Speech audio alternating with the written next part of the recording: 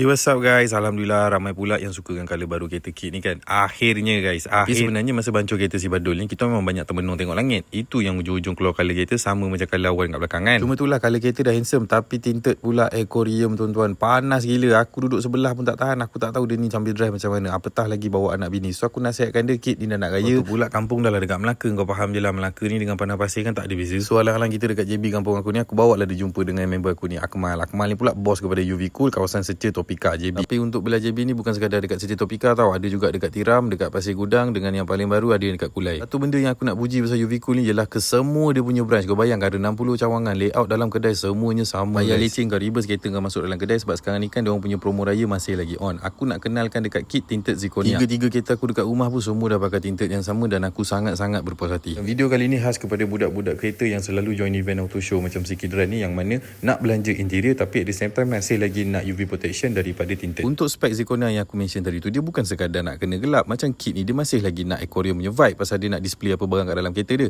Jadinya untuk yang paling cerah dia ada 30%. 30% memang dia agak kebiru-biruan sikit, sama macam kita punya cermin OEM. Kalau kau nak gelap pun semua ada, daripada 50, 70, 80, 90, 95 semua ada.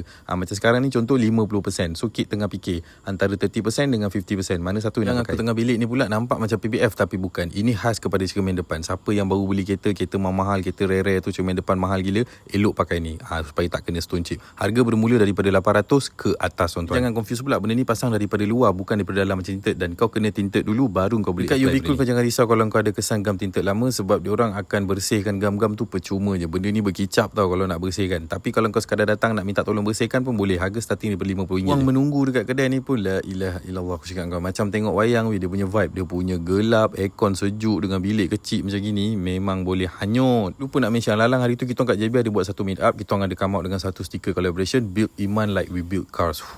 Sangat-sangat deep guys. Lagi point yang menarik pada aku, UV Cool dekat Setia Topika ni bukan ada satu cawangan, maknanya ada dua.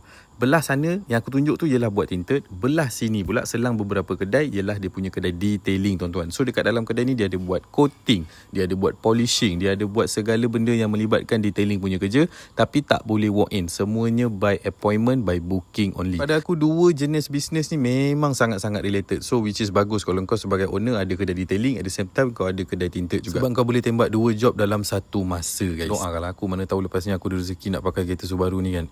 Macam bukan, tapi dah sebut. Biar korang mana yang tengok video ni sampai habis, thank you so much, dan jangan lupa pergi kat UV Cool berdekatan cari tinted Zirconia.